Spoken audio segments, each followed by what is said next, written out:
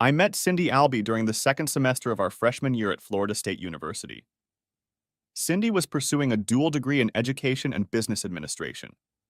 I, on the other hand, was getting a degree in engineering. I wished my parents could show me a diploma with my name on it. Todd Anderson. I would be the first in my family to graduate from college. Cindy's dream was to become a school teacher and eventually move into an administrative job in education. She explained to me that she chose education because her parents were both teachers and then principals. Over the years, many of their former students had told Cindy how much they loved her parents, so she wanted to follow in their footsteps. The philosophy her parents instilled in her from a very young age was that people should strive to learn something new every day. I was in complete agreement with her parents' views on education because it wasn't too different from what my parents taught me. My parents owned a small farm and had 6 children. My mom and dad were always looking for ways to save a dollar. My dad instilled in me that it was better to learn how to solve problems yourself than to pay someone else to do it. Now I'm in college, not only learning as much as I can from my professors, but figuring out how to pay my tuition. Obviously, my parents didn't have the money to pay for my college tuition. I wanted to major in engineering because I had an aptitude for math and science, and it seemed like a natural path. To pay for my tuition, I got a job at a city tutoring service and worked about 20 hours a week. I still had to take out student loans, but the job minimized them. I had dreams of designing beautiful buildings. Eventually, I discarded that dream and pursued a new one. But more on that later. I first met Cindy when we were brought together as part of a group project in a political science class. I noticed her on the first day of class, but I didn't dare believe she would ever be interested in someone like me. She was beautiful, 5 feet 6 inches, a Rubensian figure, and long blonde hair. There was also something about her that made you want to like her. All the athletes and super cool guys flocked around her. Cindy dated a lot of them, but never seemed serious.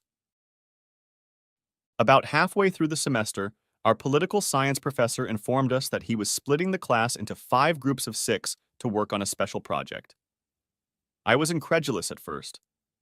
I had worked on group projects in high school, and it always seemed like there were 1 or 2 people in our group who weren't doing any work. But when Cindy was assigned to my group, my feelings changed 180 degrees. "Hi, I'm Cindy Brandon," she said to me, extending her hand. I'm, uh, Todd Anderson," I replied, stammering. "You don't seem very sure of that," Cindy laughed. I didn't want to look like a complete moron, so I quickly pulled out my wallet and looked at my driver's license. No, I grinned.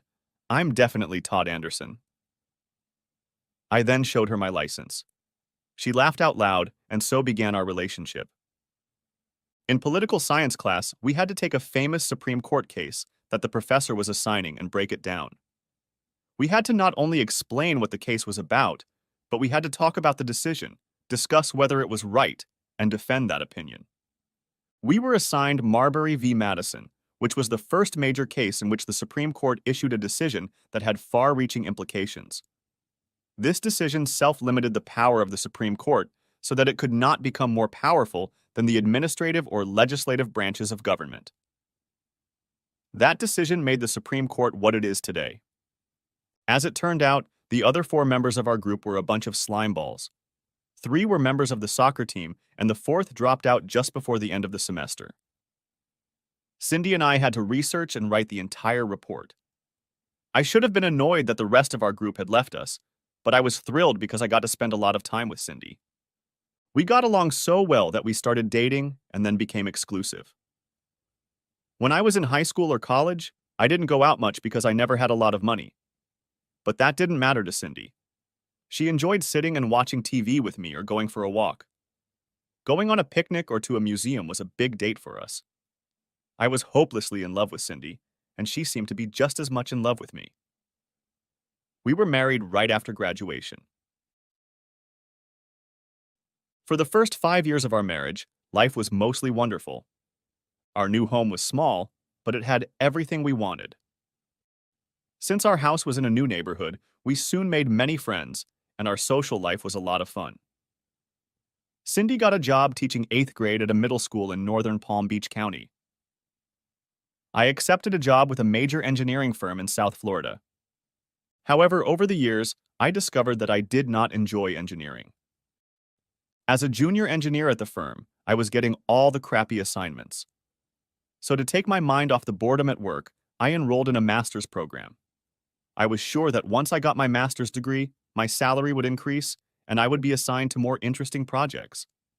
However, all I got was a $500 bonus. I was disappointed, but told myself, to hell with them, I would continue working and get my PhD. Other than the fact that my job was boring, I couldn't complain much about it. Cindy's work was going great, and we were very much in love. Financially, we were doing well, and we talked about having a baby. But, as the saying goes, all good things must come to an end. The first unwelcome news was when my boss informed me that I was being transferred from the design department to the inspection department. The few things I did in design were boring enough, but inspections were even worse. The second piece of news, which at the time I thought was good news, was that Cindy was moving to a new school, West Jupiter High School, to head up the guidance department. That promotion later turned out to be a disaster. The third hammer that fell on my life was the appointment of Brock Turner as principal of Cindy's school. He was a black former NFL player. Brock had played 5 seasons on 3 different teams. Dallas drafted him in the 3rd round as an inside linebacker, but traded him after 2 seasons, which was odd because he had 2 good seasons in Dallas. In Seattle, Brock again only lasted 2 years despite playing well. He was then traded to Philadelphia, where he had another good season, but his ankle was shattered in a playoff game. Philadelphia let him go, and because of the severity of the injury, his career was over. When Brock realized that his soccer career was over, he tried his hand at television because he was a very charismatic personality. Unfortunately, that charisma did not translate to the small screen. For some reason on television, his charisma looked like arrogance. He was quickly and quietly let go. He then took a job at a regional bank as a customer service associate. The bank was thrilled with him, but after about 9 months, Brock quit. He hated being stuck in an office, so he looked for something new to do. He eventually took a job as a physical education teacher and soccer coach at a high school in suburban Philadelphia. Brock stayed for 3 years and worked his way up from gym teacher to assistant principal and head coach of the soccer team. But the soccer team only did this way, and that way. In all 3 years that Brock coached the team, it won, but never made the postseason. When the principal at Cindy's high school retired, Brock applied for and got the job. That first year, I talked about Brock more than Cindy. After all, he was a former NFL player. I was in awe of him until I finally met him in person. He struck me as a self-centered narcissist. On the other hand, his wife, April, was charming, smart, and a little shy. She was also gorgeous. April reminded me of a smaller, but much prettier version of Whitney Houston. I couldn't understand what she found in Brock. Still, most of the school staff was enamored with him, including my wife. I tried to subtly hint to my wife that her boss was basically a woman hunter. Cindy only laughed and teased me that I was jealous. I decided to be honest. Yeah, I'm a little jealous. He's bigger than me, tougher than me, and was a professional soccer player. Cindy hugged me and said, "You never need to be jealous. He's only a couple inches taller than you, and as far as physical fitness goes, you're not a wimp. So what if he's a soccer player? I married you." She calmed me down and our life went on as usual. Even though I wasn't comfortable around Brock, my wife insisted on dragging me to all the school events where we always ended up with Principal Turner and his wife April. At these events, I was able to occasionally talk to her, and I learned that Brock and April had been married for 3 years and had a young daughter, Tiffany. It was at one of these events that I learned what a real asshole Brock Turner was. If Cindy thought I was jealous, I wouldn't hold a candle to Brock when it came to April either. The incident happened at a school district Christmas party. Brock asked my wife to dance without asking me. I found it disrespectful and was a little annoyed that Cindy didn't even look to see if I agreed. I watched Brock hold my wife at a respectful distance for a bit. I pulled myself closer to April so I could talk to her. Brock and Cindy stayed on the floor for 3 dances in a row, but I didn't notice it because I was having a great conversation with April. I learned that she was a part-time instructor at the local community college, which had just recently been converted to a 4-year college. She taught French and German. Her mother's parents had emigrated from the Congo to France, and her father was German. Shortly before April was born, her parents had emigrated to the United States. Since the college had only recently switched to a 4-year college, they were just about to fill their faculty vacancies. April hoped that her part-time job would lead to a full-time assistant professor position. As we talked, she showed me pictures of their daughter, who looked like a miniature version of April. I laughed as April told me one story after another about the many cute things Tiffany did. When the third song ended, Brock and my wife went back to the table. Brock wasn't happy that I was talking to his wife. "You're in my shoes!" he growled at me. I was taken aback by his behavior, but apologized and stood up. I then asked if I could get someone else a drink. April smiled and asked for another glass of Chardonnay. My wife asked for a Coke. As I headed back to the table, Brock grabbed my arm and snatched the wine glass out of my hands. Then he growled, "Stay away from my wife or I'll kick your ass." "What's your fucking problem, dude?" I asked, stunned by his behavior. "Just stay the fuck away from my wife," he said over his shoulder. A few minutes after the incident, Brock announced that he and April were leaving. His announcement was sudden and unexpected, and the look my wife gave me was also a shock. As we drove home, Cindy pounced on me. "What did you do to upset Brock?" "I didn't do a damn thing," I replied. "You must have done something because he got really upset with you," Cindy insisted. "He threatened to knock me on my ass if I didn't stay away from his wife. I was just being polite and keeping her company while you guys went off to dance without even asking me if it was okay to do so." "And what does that mean?"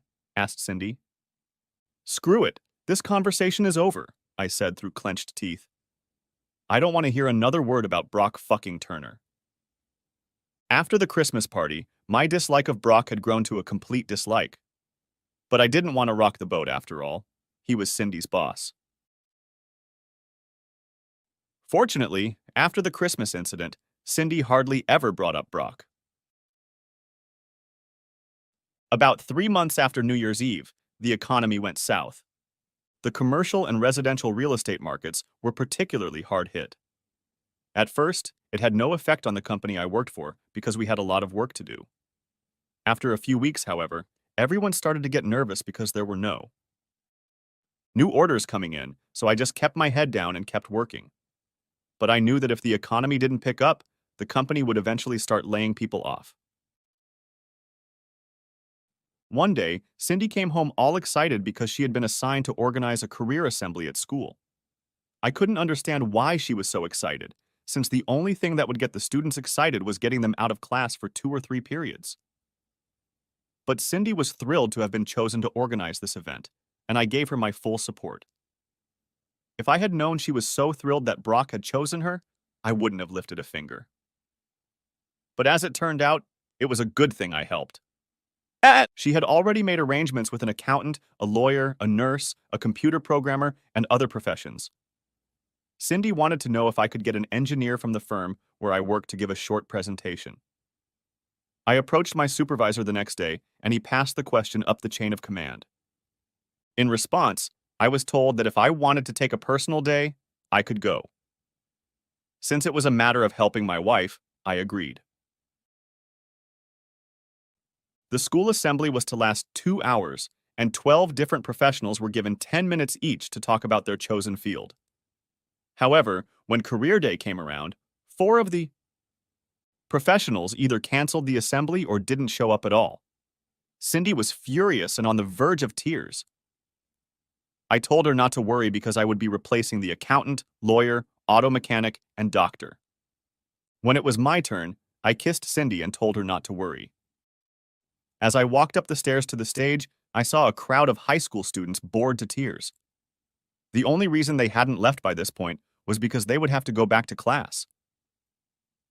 As my slides were being loaded into the audio-visual equipment, I began my presentation. Good afternoon. I ask all those who are asleep to raise their hands. Sure enough, almost all hands went up, and the assembled students laughed. I knew I had gotten their attention. I hope what I'm about to share with you will be of interest. And if it isn't, at least my talk won't distract you from class for a couple more classes. The students applauded. Taking a big breath, I began. I'm an engineer, but I'm going to talk about 4 or 5 different professions. I'll also give you some actionable tips on how to succeed in anything you encounter, including how to finish high school with as little stress as possible. Upon hearing this, many students laughed, but sat up straighter.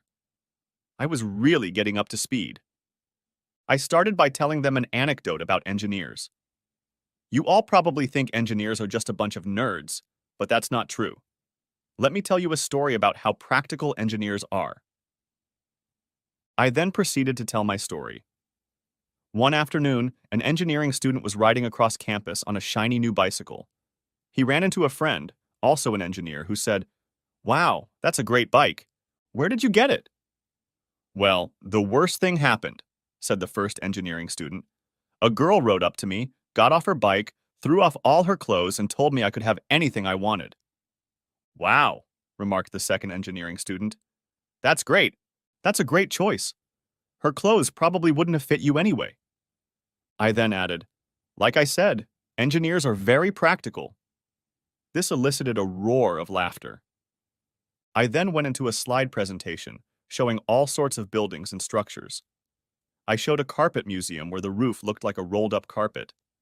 Another building was called the Crooked House, which seemed to lean in several directions at once. Yet another building resembled a huge picnic basket. At the end of the slides, I showed a 9-story building with no name and asked if anyone could guess what was unique about it. After 5 or 6 shouted answers, I finally said, "You guys will never guess. What you're looking at is the largest brothel in Europe. It's 9 stories high and it's in Germany, in case you were wondering." This elicited cheers of approval from the boys and "yous" from the girls. I then went from one profession to another, explaining the average salary and the education required for each profession. I sprinkled the speech with jokes and advice on how to study and how to pass tests. I then relayed my long-held belief that if you want to succeed at anything, you should constantly strive to do better than you can.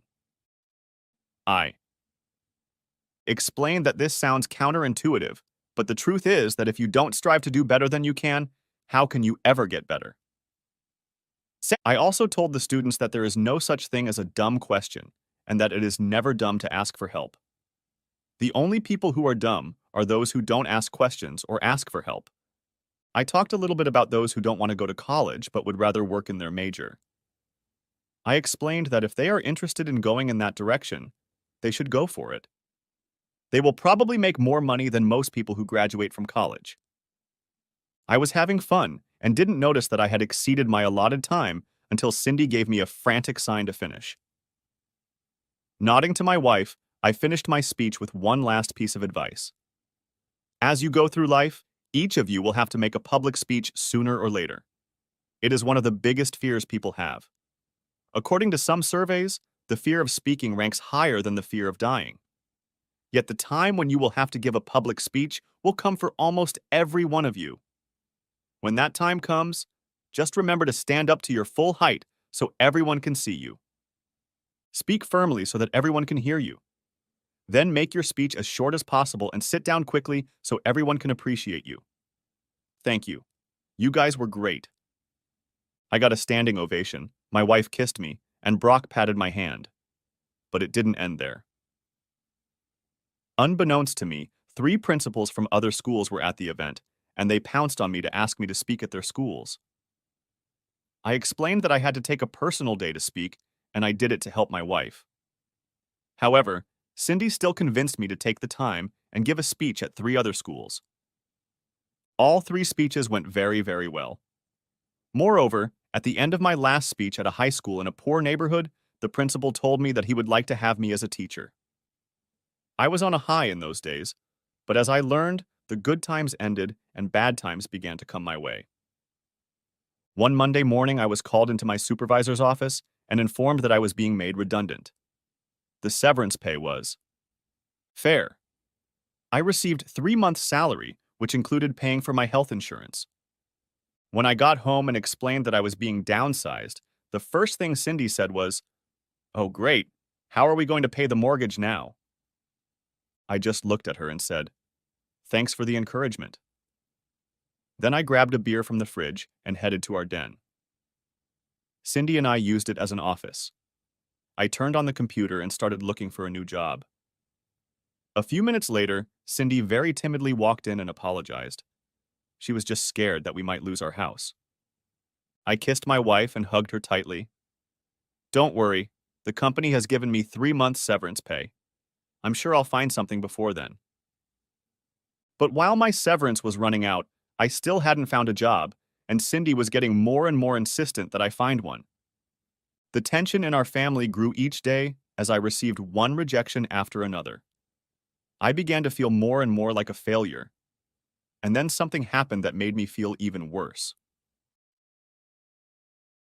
Alan Latter, a vice principal at West Jupiter High School, was offered a job in California, and he accepted. He left 2 weeks later. Brock immediately appointed Cindy to take his place. Since then, I have had to hear about how all the students love Mr. Turner. The teachers think Brock is wonderful, and how he is being considered for the deputy superintendent position. My dislike for Brock Turner reached new heights. As my unemployment status continued into its 4th month, I couldn't escape the feeling that my wife was losing respect for me. But an opportunity I wasn't looking for presented itself. On the evening news, the newscaster read a report about a new program to bring teachers to schools in low-income areas. At first, the program relied on a candidate's life experience instead of a teaching certificate. However, if someone was hired, they had to be certified within 2 years. The starting salary was $3,000 more than the normal starting salary for a beginning teacher. Since I had been unsuccessful in finding a job in my specialty, I decided to give it a try. The next morning, I faxed my resume to the school board, and by noon, I had an interview scheduled for the next day. I didn't tell Cindy about it because I didn't want to get her hopes up. The interview turned into a job offer. I didn't know it at the time, but as soon as my resume appeared on the HR computer screen, a quick search was done on my name. Then, they found a videotape of one of my career speeches, and the process of hiring me was set in motion. They offered me a job at the worst school in the district, Riviera High School, which was located in Riviera Beach. The name of the town suggests that this is a very upscale neighborhood, but trust me, it is not. This neighborhood has been depressed for decades. Worst of all, Riviera High School had the lowest performance of any high school in the county. They ranked last out of 58 high schools, and only 6% of students were college-ready after their senior year. Anyway, I was offered a job teaching math and science. I accepted. When Cindy got home that evening, I excitedly told her about my new job. I expected her to be excited and supportive. Instead, she looked at me in horror and told me that she didn't want me to take the job because it was too dangerous. Then, Cindy started telling me horror stories about the school. There were metal detectors at every entrance and guards roaming the hallways. Last year, 3 teachers were attacked and another was stabbed. Besides, Cindy had to remind me that I knew nothing about teaching. She didn't think I would last a week. And after talking to several other teachers and hearing more horror stories, I have to admit that I was very nervous when I arrived on the first day. The appearance of the school didn't help. The building was old and poorly maintained. Graffiti covered part of the front of the school, and even the walls inside were scrawled.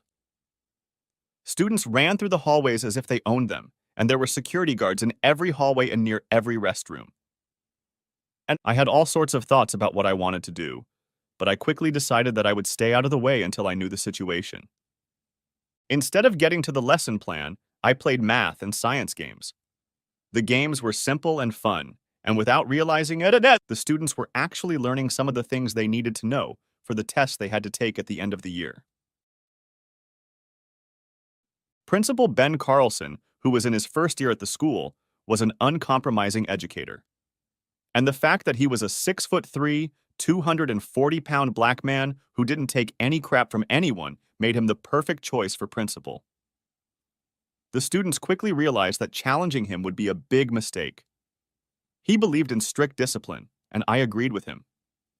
I especially appreciated his policy of taking all gang members out of their classrooms and putting them in one classroom with alternating teachers and 3 guards.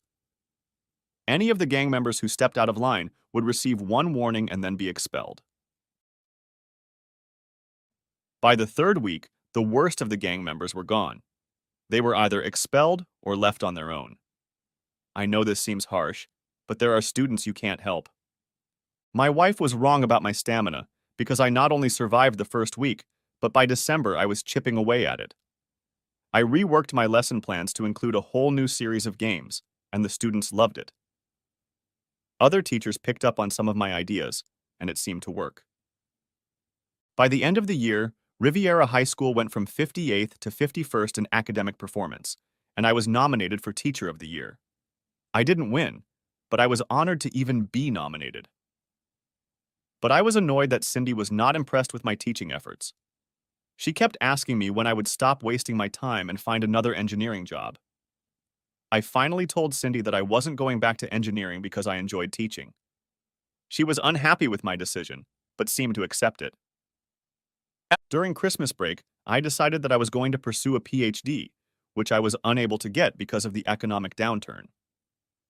I wasn't really interested in engineering, but I was fascinated by computers. So I decided to pursue a PhD in computer science. From my last conversation with April almost a year ago, I knew that she was pursuing a PhD in comparative studies at Florida Atlantic University. I looked into the PhD programs at FAU and decided to also attend FAU to pursue a PhD in computer engineering.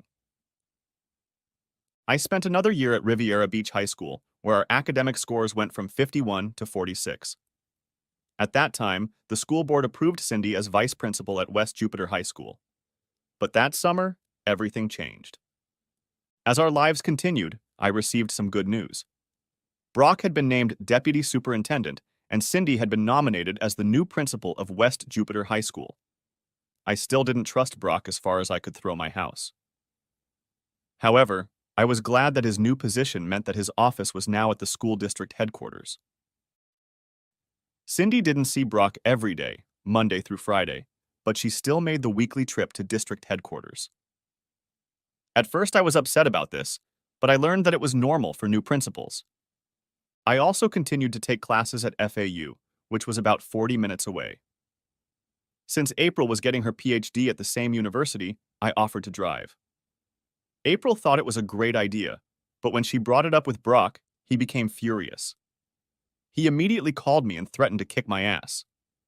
I certainly expected him to drop the idea, but I didn't expect such hostility. Nevertheless, I was disappointed because I liked April and found her interesting to talk to. It would have made the trip more enjoyable. However, since the classes had the same break time, April and I usually had coffee together. Most of the time there were other people sitting with us, but sometimes it was just the two of us. At first we just made small talk, but as the months went by, we talked about everything. Despite Brock's jealousy, April and I became good friends. She even offered me a job at a newly established 4-year college. I thanked her for the offer, but explained that I was being considered for a head teacher position at a soon-to-open high school. During these meetings over coffee, I learned some things about April and Brock. I learned that April graduated with honors from Stanford, after which she returned to her parents' home in Philadelphia. She met Brock at a charity event and at first disliked him. But Brock was persistent, and eventually they began dating. Soon April fell deeply in love with him. And from the way Brock chased away any man who was too friendly with his wife, I could tell he was just crazy about her. About a year after they were married, Tiffany was born. Admittedly, April complained a bit that Brock didn't spend enough time with his daughter and had no patience for her. He wanted a son. "You've got to be kidding me," I laughed. "Your daughter is just an angel. If Cindy and I have a girl, I hope she'll be just like Tiffany. Thank you, April said, and kissed my cheek.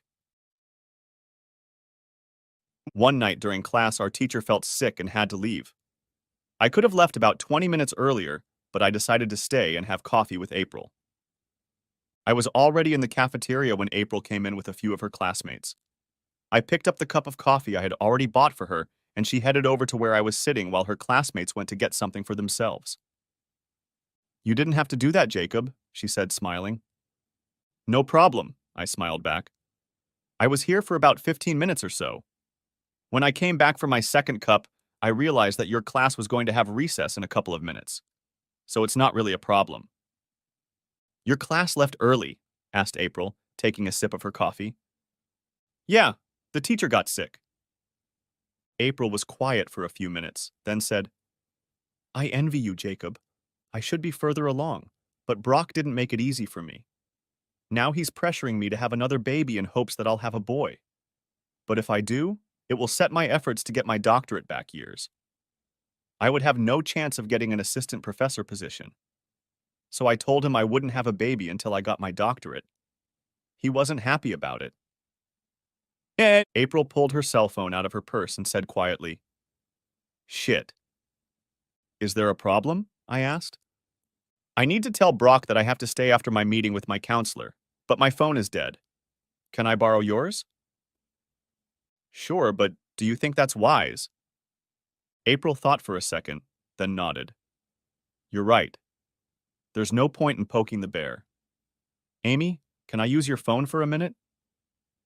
April quickly dialed her husband's number, and I heard her utter her second damn of the night. Is there a problem again? I asked. Yes, April confirmed with desperation. I told Brock his mailbox was full 2 days ago, and he still hasn't released it. Say, could you do me a favor, Jacob? Sure, whatever you need. April opened her backpack and found a piece of paper in an envelope. She quickly wrote a note and sealed it in the envelope. Could you drop this note off at my house on your way out? Won't Brock be upset? Just tell him I tried to call him, but his damn mailbox is still full. So I caught you just as you were about to leave and asked you to drop off this note. I don't want him running in here because I'm an hour late. Although I wasn't thrilled about taking the note to Brock, I agreed. I reasoned that he couldn't be too upset. I was just passing along a message from his wife. But then, the old adage about killing the messenger rolled around in my head for a few minutes before I laughed at myself. As I turned onto Turner Street, my nervousness was replaced by confusion when I saw my wife's Volkswagen parked in Brock's driveway. I couldn't think of any reason why Cindy should be at Brock's house. And I parked on the street trying to figure out why my wife was at Brock Turner's house at this time of day. I tried to convince myself that Cindy must have a perfectly logical reason for being here, but nothing came to mind. I got a very uneasy feeling in my stomach and decided to look around the house. There were lights on downstairs, and most of the windows didn't have curtains drawn on them. I slowly made my way to the side of the house. I had never been to Brock's house, so I had no idea of its layout. The first window I peered through turned out to be the living room. The next room was the kitchen, and the third was the dining room. When I rounded the back of the house, I found that the curtains were mostly down in the fourth room. However, 2 of them were not down all the way, and one of the windows was not closed. What I saw shocked me. There was Brock and my wife cheating on me right in front of my eyes. At that moment, I had the good sense to pull out my phone and activate the video camera. I watched the whole thing like a paralyzed man. I stumbled back to my car and drove to the first parking lot. How could Cindy betray me like that? I screamed over and over. We talked about having kids, and now she's hoping her lover will get her pregnant. Now that the initial shock had passed, I was angrier than I had ever been in my life. There was no doubt in my mind that my marriage was over. The only question was how much pain I could inflict on both of them.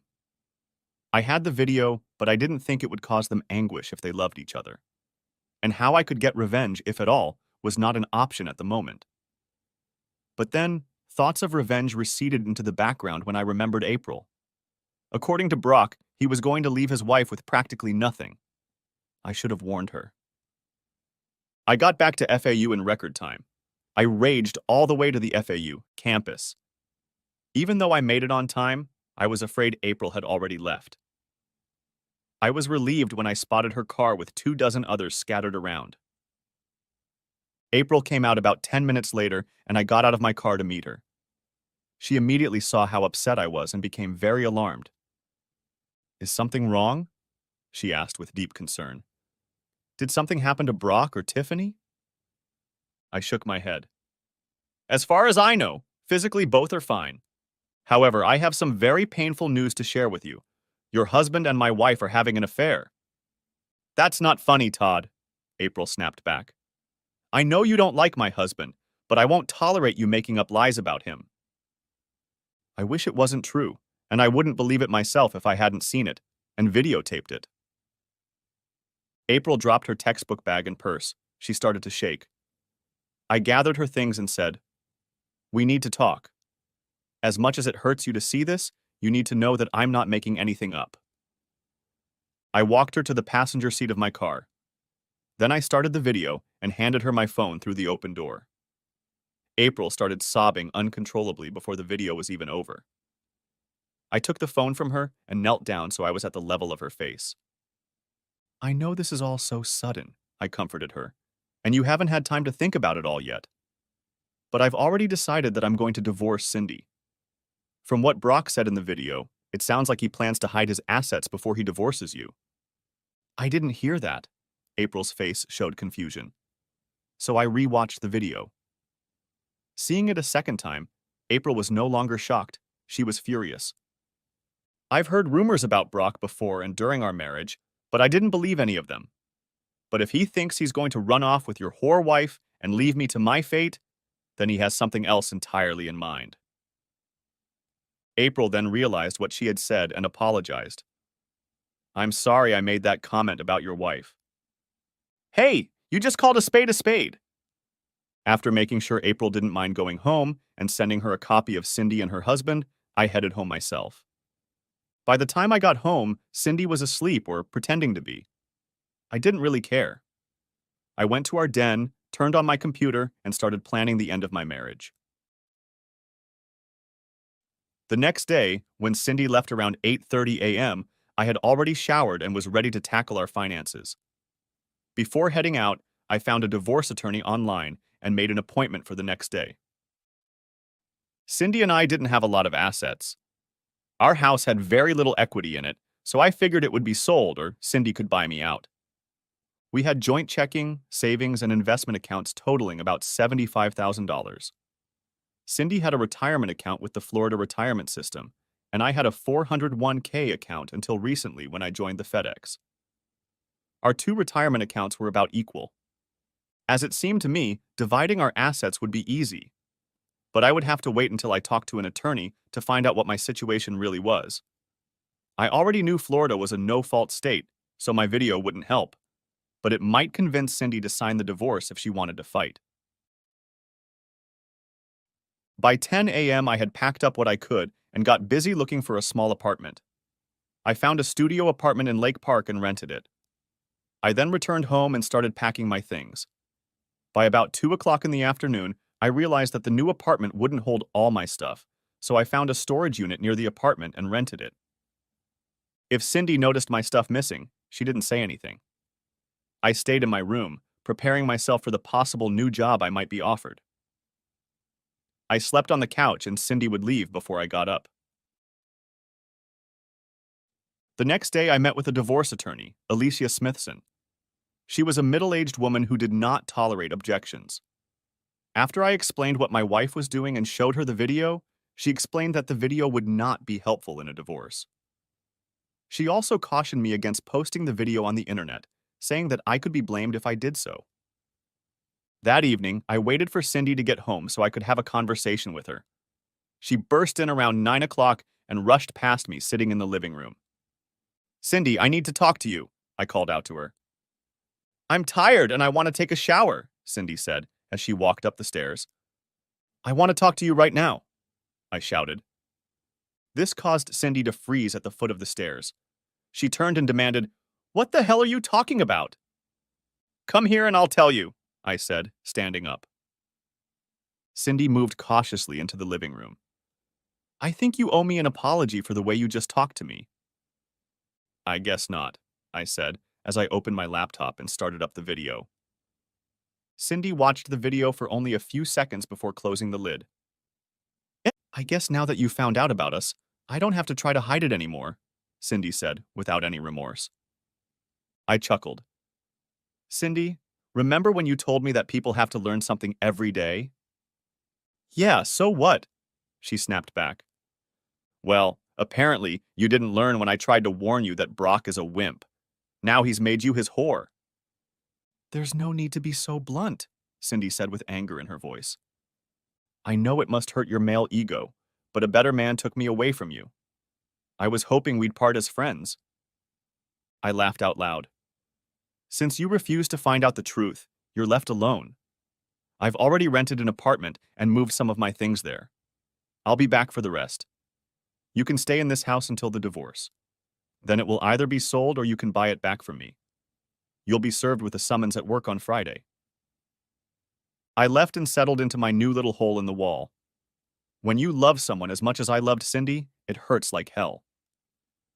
The first couple days I could barely drag myself out of bed to go to the bathroom or find something to eat. Luckily, it was summer, and I didn't have to go anywhere or do anything. All my thoughts were occupied with how to get back at the two of them, but nothing came to mind. On the third day, I forced myself out of bed, took a shower, and went grocery shopping. When I returned, I turned on the small television in the kitchen. One of those programs about celebrity scandals was on. It immediately caught my attention. Former NFL halfback Brock Turner and his wife are divorcing after 3 years of marriage. Rumors that Brock is a womanizer turned out to be true. His wife, April, filed for divorce, citing adultery as the reason. Our reporter met with Mr. Turner today. "Mr. Turner, is it true that your wife caught you with another woman?" "Please," Brock smiled sadly. "My wife and I are going through some bad times. We are overcoming a terrible misunderstanding. We would appreciate some privacy while we work to make our marriage stronger than ever." I didn't feel much satisfaction. I hadn't spoken to April since I'd first learned about what her husband was doing with my wife. Somehow it seemed terribly unfair that he'd ruined my marriage, and for all I knew, he and April were just patching each other up. Anger and sadness filled me again. But when the phone rang, fear stepped in. I didn't even get a chance to say hello before it started. "Listen, bastard, I know you're the one who took those pictures of me with my whore wife. Just so you know, I'm living in your house and entertaining her. And be sure to watch the 6 o'clock news tonight because your ass is grass." I was shocked that Brock had called me. But in the few seconds I pondered it, I realized it didn't take a rocket scientist to guess that I'd made the video. Even though the man was intimidating, I wasn't about to let him know I was intimidated. "Well, you're in luck, because Cindy will soon be my ex-wife," I said, with more bravado than I felt. "Besides, if you live there, I guess you didn't get to clear up that horrible misunderstanding." "Just watch the 6 o'clock news, you bastard! You won't be so smug afterward." He hung up after that. I pondered what Brock might do to me and turned on the local news at 6.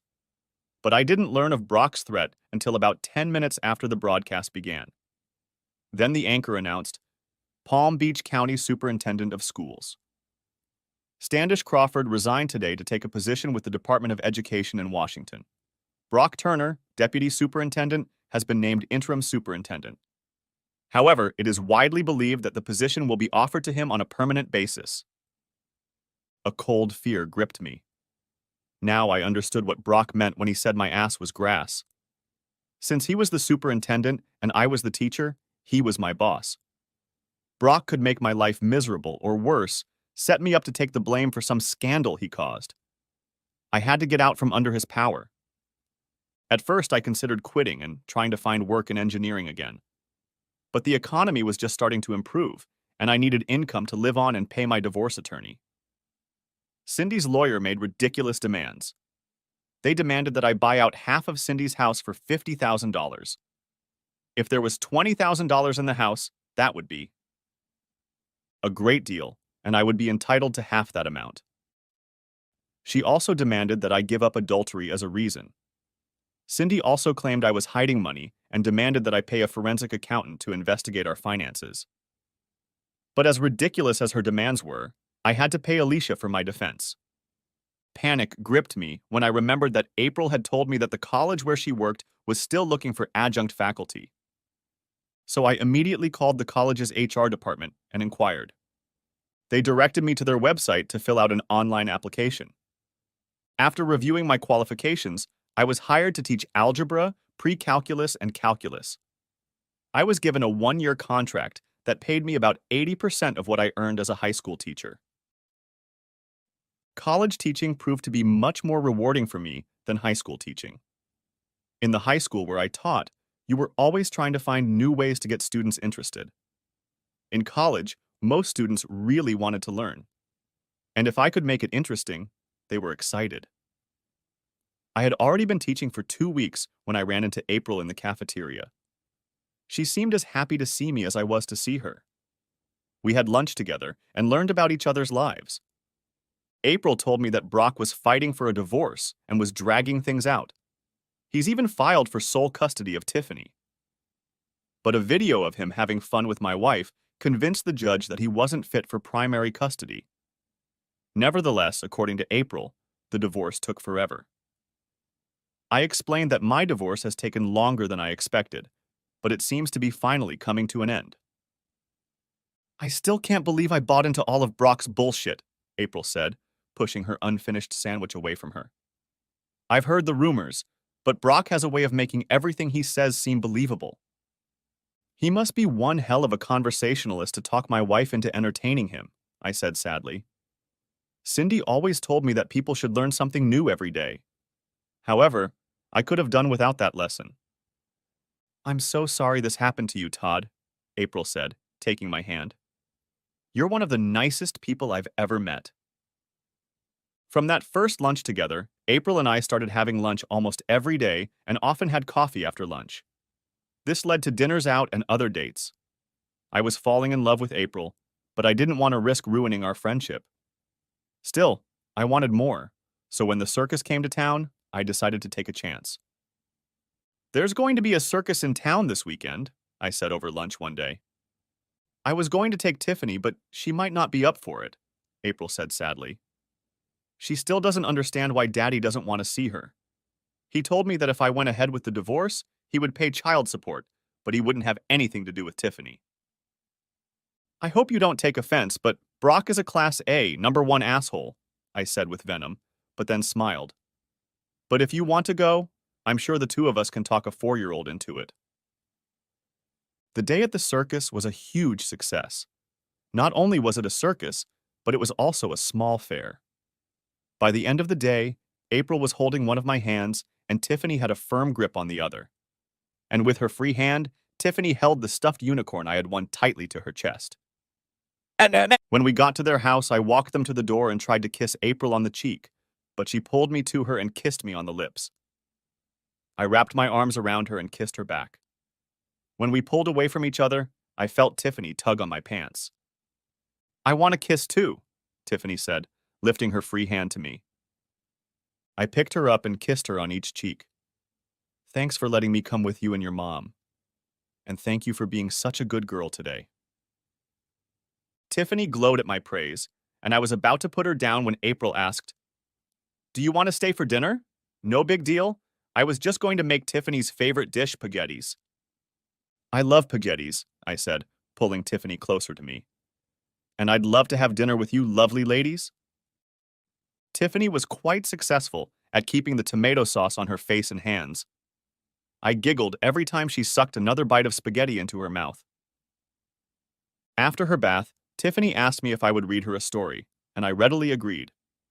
I actually read 2 stories to her, using different voices for all the characters. Tiffany loved it, but wouldn't go to bed until I gave her a goodnight kiss. After Tiffany fell asleep, April and I sat on the couch sipping wine and talking about teaching. Suddenly, after setting down her glass, April picked up mine and set it back down. Then what happened happened, and we got down to it. After that night, we became very close, but we decided we weren't going to live together. At least we wouldn't live together until both of our divorces were final. Mine was finalized first, and I was relieved when the final court date came. I was in the courtroom when Cindy walked in there, arm in arm with Brock. Cindy smiled indulgently at me, holding Brock's hand tightly. He, on the other hand, smirked the whole time, especially after he kissed her before taking his seat. I convinced April to stay away because I was sure Brock would be there. The judge simply asked both lawyers if they were okay with everything. When they both agreed, he banged the gavel and I was divorced. April's divorce took almost 3 more months before it became final. But in that time, April and I both earned our doctorates. Shortly thereafter, April was promoted to associate professor. I, on the other hand, was not offered a faculty position, but was offered a 2-year teaching contract when the college had never before offered anyone more than a 1-year contract. Of course, this was the result of my classes being so popular that there was now a waiting list for each of them. I also agreed to teach an additional pre-calculus course because there were more than enough students on the waiting list to fill the new class. I was now earning about 25%. More than I had as a high school teacher, and I was promised an assistant professor position in the near future.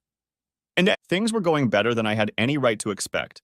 But April and I reached a critical point in April when I had to go to a 3-day seminar in Atlanta. The sessions were all day with 5-minute breaks every hour or so. In the evenings, there were group sessions that usually ran late into the night. After finishing each day, I would fall into bed and start all over again the next day. I explained the schedule to April, and she understood. However, Tiffany didn't understand where I disappeared to or why I didn't call. When I finally returned, Tiffany practically jumped on me when I walked in. She was crying because I had left her. I tried to explain to her where I was, but Tiffany wouldn't calm down until I gave her a pink stuffed dragon. One of her favorite books was Rainbow Dragons, and her favorite dragon in the story was the pink one, who, oddly enough, was named Pinky.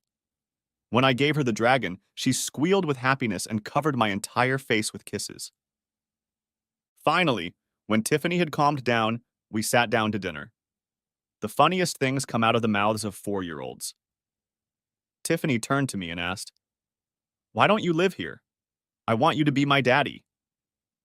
"Well," I said, looking at a grinning April, "I'd love to be your daddy, but I don't know what your mom would say to that." April, who was glowering, spoke up. "Her mom would say she'd be thrilled if you became Tiffany's dad, but there's a catch. You have to become my husband first." "Really? You're going to marry me?" I asked in shock. "I thought you'd never ask," April giggled. We were married in a simple service with just a few friends, my dad and April's mom. My mom died when I was 9, and April's dad died when she was 15. I was happy beyond belief. I know Cindy left me to switch, but I really felt like I had the upper hand. Sure, Cindy was living with a former NFL player, but I was now married to the most beautiful woman I'd ever known, and she had a precious little daughter whom I loved like my own. Throughout the divorce proceedings, Brock never stopped pursuing April. It was clear he was desperate to get her back. He went from pleading to veiled threats. Yet he never did anything the police could accuse him of. He was still living with Cindy, and from what I heard, she was over the moon. I almost felt sorry for her, because eventually her lover was going to have to show himself in all his glory. When Cindy betrayed me, I was devastated and filled with rage. I wanted revenge on both of them so badly that I could hardly think about anything else. However, as I began to bond with April, the feelings of rage faded and the need for revenge evaporated. But as fate would have it, I was destined for revenge. Shortly after we got married, April and I decided to sell her house and buy a new one closer to college. We decided to try to sell it ourselves, and we were lucky. We were under contract within a few days. However, since Brock's name was still on the contract, he had to sign the contract. April called her ex-husband, and at first he was thrilled that she was calling him. But Brock's mood turned from joyful to unpleasant in the blink of an eye. When April explained that she wanted to sell the house to move closer to college, he told her that he wouldn't sign the contract. He was just being his usual asshole self. But April was prepared for his response and told Brock that if he didn't want to sell the house, then according to their divorce proceedings, he had to buy her out. This infuriated him, and he hung up the phone. However, the next day he called and agreed to sign the contract. At the closing of the deal, April asked Brock if he needed anything from the house. He replied that he didn't need anything and that it would be her problem to get the crap out. Cleaning out the house turned out to be a huge task. We left the basement to the very end, and that's when I found the pure gold. April brought a box full of junk, but at the very bottom was an old laptop that belonged to Brock. April explained that he'd bought a new laptop about a year and a half after he'd become principal of West Jupiter High School, and she figured he'd gotten rid of the old. 1. April asked if I could fix that computer so Tiffany could use it. I told her that shouldn't be a problem if it still worked. That night, after charging the battery, I was surprised to find that not only did the computer work, but it was still full of files. At first, I was going to just reformat the laptop, but then I decided I'd better go through all the files, in case there were some that April wanted to keep among them. Mostly I was thinking of pictures of Tiffany and April. What I found, however, took Brock from being a regular dumbass to a world-class dumbass. Yes, there were a few pictures and videos of April and Tiffany, but there were more women. Under each video or photo was a brief description of how he rated each woman. Most of the women I didn't recognize, but 5 I did. One of them was the wife of the Dallas quarterback. I recognized her because she was a world-famous model. I remembered that shortly after the date of their entertainment, the couple broke up. Shortly afterward, Brock had been traded. Now I knew why. The other 4 women were teachers at West Jupiter High School, and 2 of them were married. Yes, Cindy was one of the married teachers.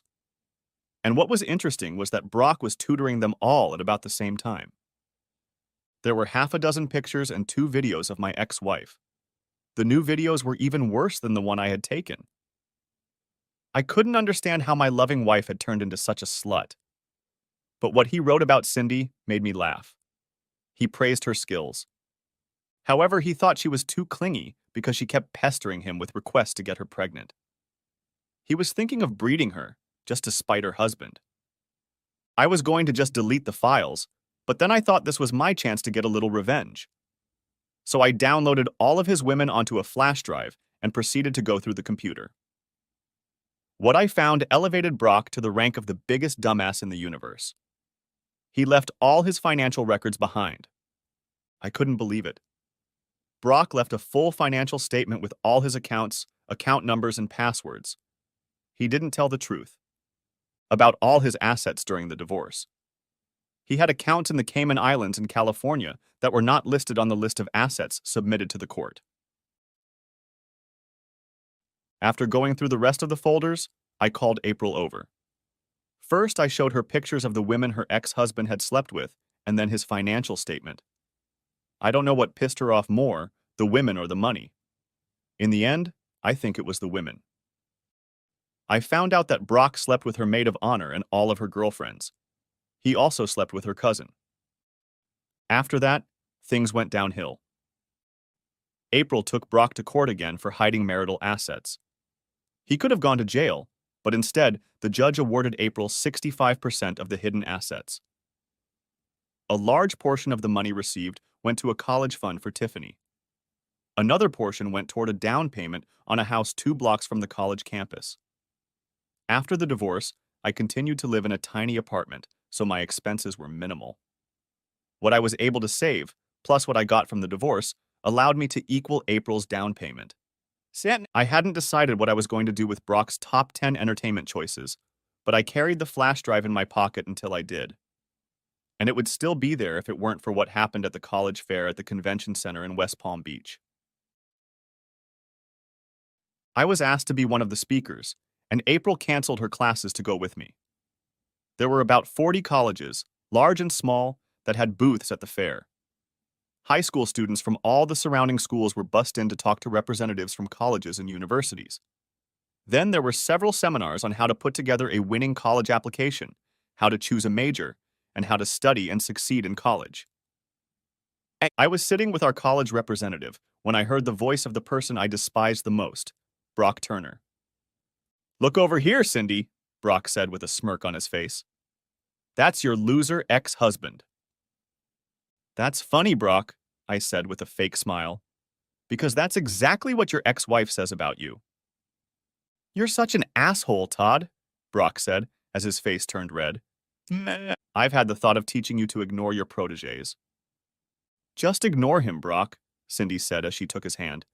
"He's not half the man you are. Don't stoop to his level." Brock looked at Cindy and then at me with a nasty smile. Then he reached down and kissed Cindy on the lips. She melted into his embrace. When they parted, Brock smirked at me. That made me make a decision. As they turned to leave, I turned to Cindy. "Cindy, I found these pictures of you on the computer. I thought you must have them. You always told me that people should learn something new every day." She took the flash drive, muttering a "thank you." Unbeknownst to her, April had witnessed the exchange and at that moment came over to me. She hugged me and kissed me on the lips. "I'm sorry I've been gone so long, honey." "What the hell?" Brock said, with a stunned expression on his face. Then his face turned bright red when he saw April's pregnant belly. "Oh, hi, Brock," she said sweetly. "Are you catching up with my husband?" Brock took a step in my direction, but changed his mind as one of the guards walked by. He continued walking with Cindy, but looked back 2 or 3 times. He looked worried. That night, April and I lay in bed while I applied lotion to her stomach. We were only slightly paying attention to the newscaster until he started a new story. The police were called to Inspector Brock Turner's house this evening. We don't have any details at this time, but it appears that Mr. Turner suffered a non-life-threatening stab wound. All we know at this point is that the superintendent is in the hospital and the woman, Cindy Albee, has been placed in the county jail.